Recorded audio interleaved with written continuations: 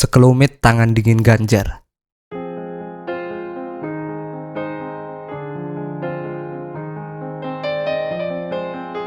Dulu Jawa Tengah bukan apa-apa, hanya provinsi terpinggirkan yang kerap dipandang sebelah mata. Belum lagi urusan birokrasinya yang terbelit-belit, tidak transparan, dan pungli yang seperti hantu siang malam karena ada di mana-mana. Cuma satu yang mencolok dari Jateng. Ia produsen terbanyak anak putus sekolah. Memang miris. Namun kini secara perlahan tapi pasti, citra buruk yang menempeli nama Jateng satu persatu rontok. Ganjar menjadi sosok pembaru yang kini dikenal seantero negeri. Bukan karena sulapan Ganjar dikenal dan dicintai rakyatnya. Ada keringat pengabdian yang ia teteskan. Dengan tangan dinginnya, Ganjar mengubah citra buruk birokrasi Jateng yang tadinya manja, lelet dan meriayi menjadi mudah, cepat, dan tepat. Ganjar memang berbeda jika dibandingkan pemimpin-pemimpin di daerah lain. Tuanku ya rakyat, gubernur cuma mandat. Mana ada seorang pemimpin yang berani mendeklarasikan diri sebagai pelayan rakyat. Kalau gak percaya, silakan cari saja. Layaknya pelayan, ia mesti cekatan dan punya segudang cara untuk menyelesaikan persoalan. Misalnya, ketika banyak orang cuma memanfaatkan sosial media untuk urusan personal, Ganjar berani melompat dengan memanfaatkan sosial media untuk bekerja.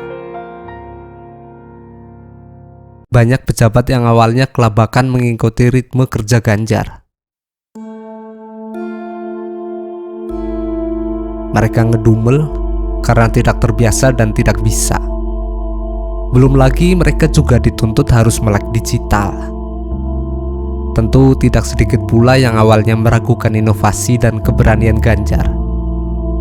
Alih-alih mendukung untuk memberi masukan, mereka justru nyinyir dan meragukan konsistensi gubernur rambut putih ini. Itu sama persis seperti yang dialami Coach Carter, seorang pelatih basket yang inspiratif dan menyentuh. Carter mengawali karirnya sebagai pelatih klub basket SMA Richmond, sebuah sekolah di negara bagian Virginia yang berisi banyak berandalan. Sekolah itu memang terkenal busuk dan payah, bahkan setiap tahun hanya bisa meluluskan 50% siswanya. Ketika dia nekat jadi pelatih dan ingin mengubah semua itu, banyak sekali yang mencemooh. Bahkan tidak sedikit yang memperlakukan dia dengan buruk.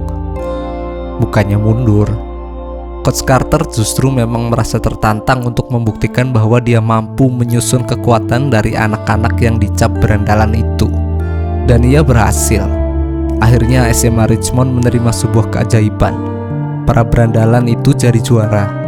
Sekolah itu jadi disegani, bahkan turut mengantar atlet didiknya mendapat beasiswa hingga melanjutkan ke perguruan tinggi ternama.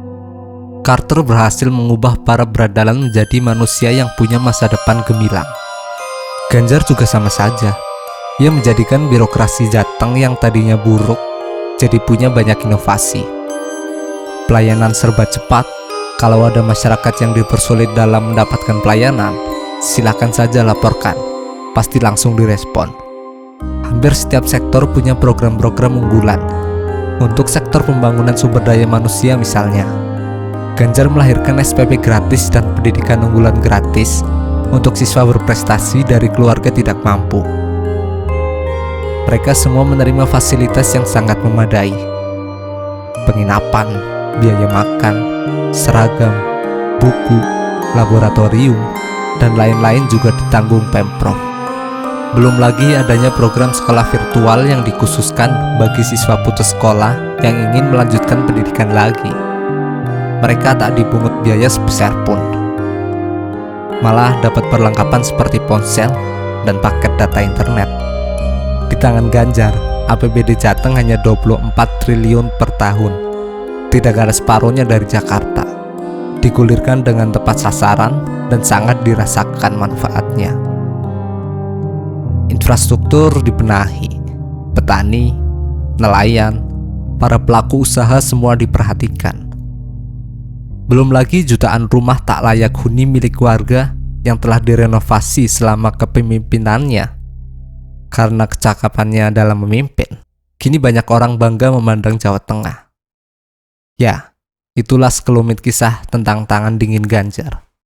Salam Sobar Dialog.